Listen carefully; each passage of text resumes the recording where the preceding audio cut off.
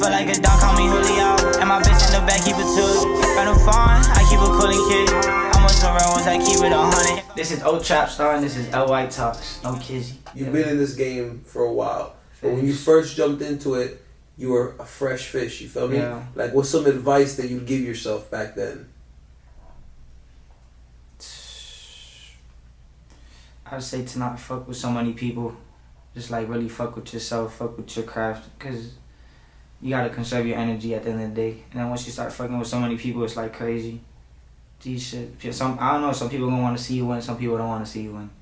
Yeah. These shit. I think that's a very valid point because, you know, in this industry, you're always told, like, if you have a lot of numbers, you have a lot of people, you know, around you, like, you're supposedly winning or whatever. Yeah, thanks. But the truth is, just like you said, like, some people you think want to see you win, but some people really don't, you know? And, like, a lot of times in this industry, you gotta, like, pretend to be nice to people and you kind of got to get yourself in certain rooms, but then you get caught up where you just surround a lot of people who aren't really helping push you forward. Yeah. You know, and at the end of the day, like you said, keeping to yourself focused, like that's the most keeping important. Yourself, These shit. Do you think your music has, like, how has it changed the most from, like, the first song you ever wrote to now? I feel like structure-wise, like, kind of not structure-wise, yeah. But like melodic wise, just melodic, we're learning how to actually use auto-tune and stuff. Cause before I never used no auto-tune. I really just rap with no auto-tune, just rap raw.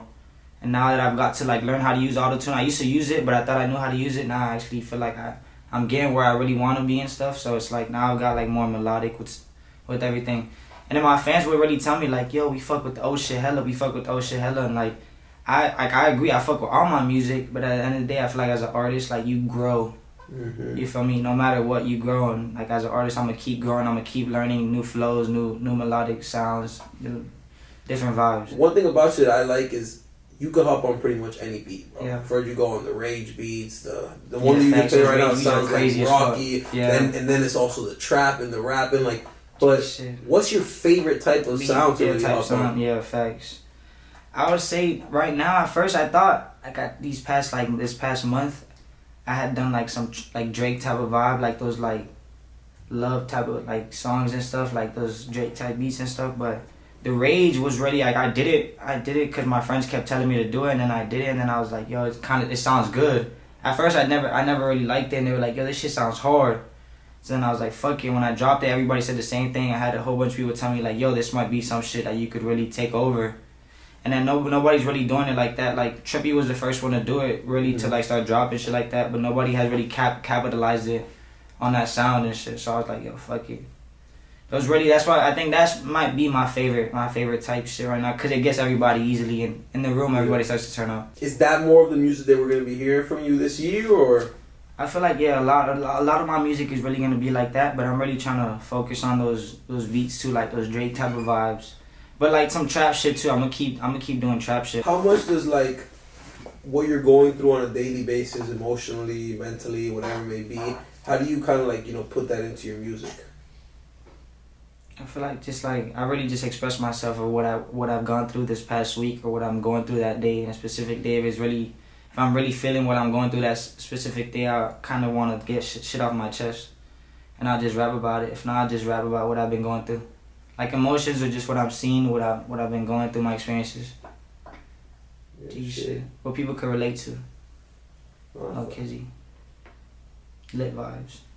Out of all your songs, I know you gotta have a favorite one. Yeah, I know, it's crazy. Everybody always asks me that shit, but I don't even know.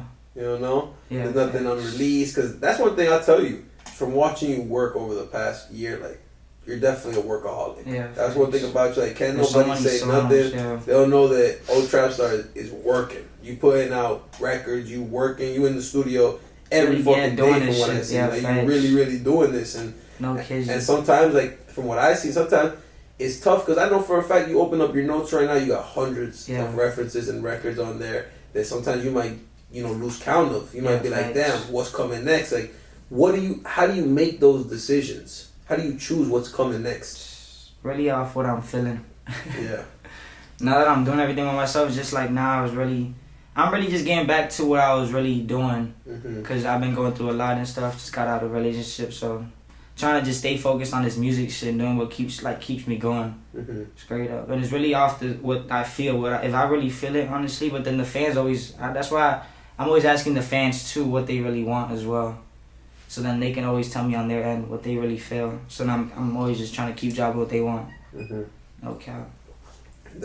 I mean, at the end of the day, you know, the fans are the ones that push you. So it's always going to be good kind of to cater towards them. But it's also important to do what you said and come out how you're feeling. Yeah. So at the end of the day, all your music it's really you expressing yourself. Yeah, facts. No beats, you know, and like that's really powerful a lot of times. So sometimes you get put into a position where you might lose creative control of that, you know, or you may not be the one necessarily making the decision of what comes next. So it's good to be able to be in that position that you are now, that you know, okay, if you say, you know what, this week I'm feeling like this rage vibe. That's how we're feeling.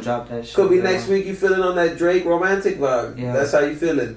But keeping that, like, you know, having that power is hella important. Like, how does that feel for you? You know, like to be able to wake up and do that. It feels good, honestly. No kizzy. Like, but at the end of the day, like I feel like now it's overwhelming. Like I get overwhelmed, but I used to always like Cheap Pound used to always like tell me, he would be like, yo, don't even overthink that shit. Just do whatever you feel would be best. These shit, but it does get overwhelming sometimes because after everything I've been through, so it's like it's crazy because I start like overthinking it, but it's just really like me it's just me like judging myself. You get me? It's really like me being my biggest hater, whatever. I don't even know how to explain it, but it's really just I gotta just keep dropping because everybody fucks with it. So. No, that's true. And being your biggest criticizer is kind of something that a lot of like great people go through. You feel me? Because it's like you'll have the validation from others. You know, again, like you said, playing some song in the club and people were sitting down. Now they're standing. Like that's direct validation. Yeah, your shit's lit. You feel me? And seeing that, I'm sure feels good. But then it also comes down to where maybe like after the club where you're listening and it's really easy to get lost in your mind and be like, damn, right, they was fucking with it, but how am I feeling now? Like, you know, like what is it that's gonna make sure that I'm pushing forward? And I think, damn, like, what do you do when you're kind of not feeling inspired? You know, like, or when you kind of feel as though shit's not going your way? How do you get out of that hole? I feel like I tend to like watch inspirational videos. I watch inspirational videos if I'm really going through some shit. Wake my ass up. I work out, do what I gotta do, you feel me? Working out is amazing. But it'll get my mind off shit, honestly, and then really just like trying to zone out and listen to my own music all day long.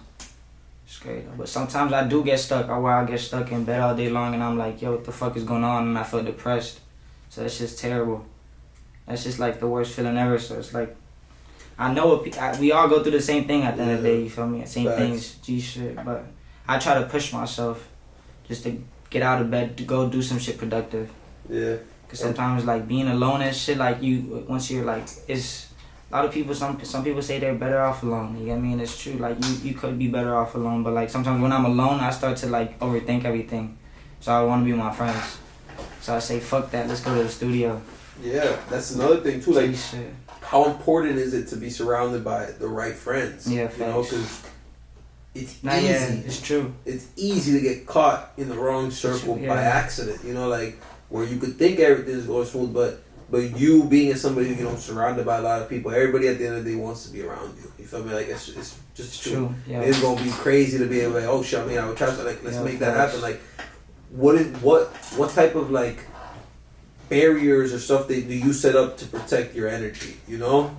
Yeah, it's true. Cause I do meet a lot of people, but it's really like, we gotta just be on a different, it's like genuine. Like, people will always show the true colors, you get me? If we really fuck with each other on that certain type of level, we both gonna know, you get me? No kizzy. But at the end of the day, you're always gonna meet a lot of people, that's what I've always realized and shit, but, so I just just always conserve your energy too, like to who you really talk to and stuff, like who you really share so much information with, and just like really just be to yourself, no kizzy. Shit, facts. Yeah, shit. You got some advice for artists, videographers, creatives, just people trying to jump into this game? I'd say not give a fuck about what anybody tells you, and just keep being consistent. If you're consistent, you're gonna win, no kizzy. Just keep being consistent as fuck, and you are gonna just study what you gotta do it better. You feel me? you might overthink things like you don't got the right tools to do it, but honestly, you got everything you need right in front of you. No cap. Shit. All of us came from somewhere that we didn't have nothing. You get me? We all came from the same place type shit. Some people are born with it. Some people are born into this shit in the industry. But no matter what, we all got the tools that we need. You get me? Same 24 hours. Yeah, fact. Same 24 hours. Same everything. 24 hours. No cap. So it's really just like comes down to how hungry you are. No cap. How much you want it? Yeah, how much do you want it? How bad do you really want it? Remember that video when that dude would talk underwater? He was like, "How bad do you want to breathe?" Yeah. It's how bad. It's real though. That's real. G shit. Those were like the videos I would watch, and I'd be like, "Yo, it's some real ass shit."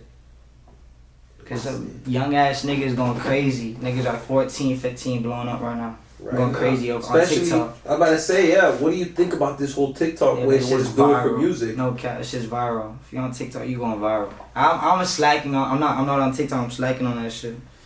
Geez, all my friends are telling me to jump on TikTok, but haven't jumped on it. But I'm about to jump on it. You've worked with a lot of artists in the past.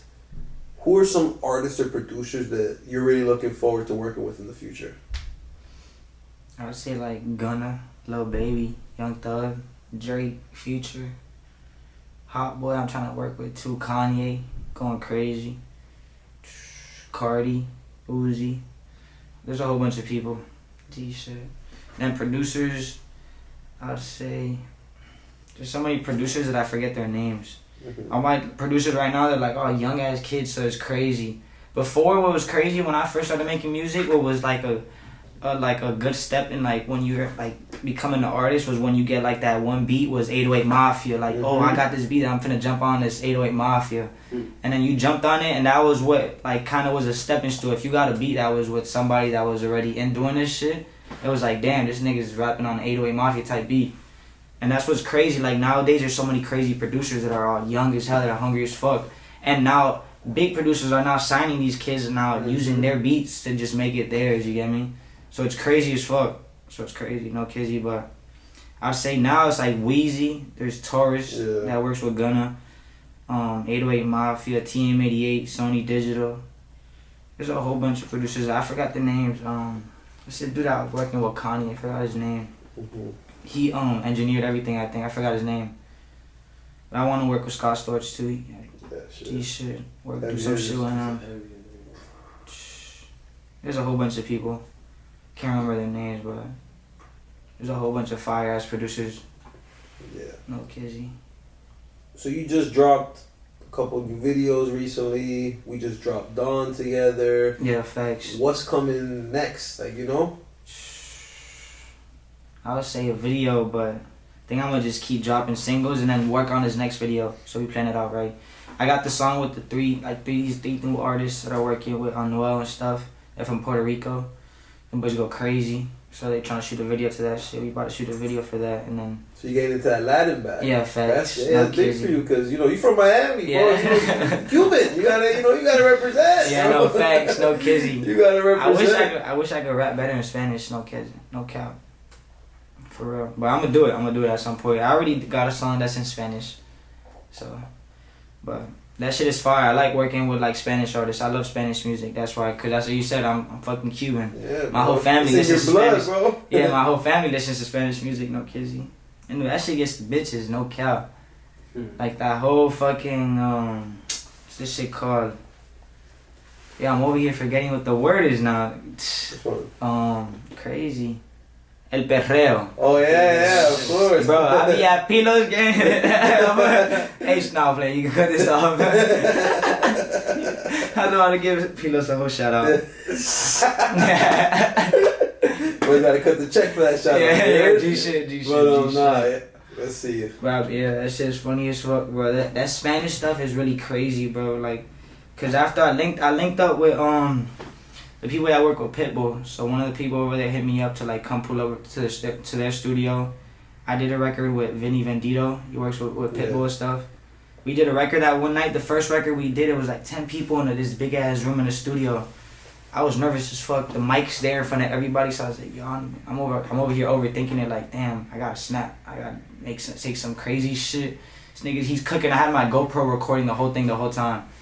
So I was like, damn, he's about to cook up some crazy shit. So I think one of them had said some shit about Yeezy flip flops. So I said some crazy ass shit. We recorded it and I was like, yo, this shit is insane. But after I worked with them, I was over there with Chino, and then Chino just dropped that stuff with that Pepa song. Yeah. Chino just dropped Pepas, so he produced it. Fire. Yeah, that shit's crazy. All the shit he's working right now is like basically that, like all that crazy. Damn, I forgot. I don't know what lane it is, but it's more like electronic. It's like that. Yeah, it's like EDM. that Spanish party music. You know, it's like, and it has like that electronic type of like EDM, but it's music that you hear at the club. It's the music that you turn on, and that it gets everybody moving. Everybody dancing. Even people that don't know English, don't know Spanish. You know, like that's the thing about Spanish music. With that shit. All right, Trap. You got any shout outs you want to give to some people? Man, some shout out to the whole gang. Y'all know who you is. Straight I'll say Fredo, Free Band Matt, Fat. So there's so many people. That's my whole gang. Archive, you guys, man. Lucrative Youth is family to me, you feel me? This is where like a lot of music is gonna really be coming out for you guys, which is crazy. So shit's about to just be crazy. There's so many people I want to shout out. My whole family, you feel me? The gang. All my people I be with everybody. Shout out to you guys, first of all. Most of all. The Lucrative Youth.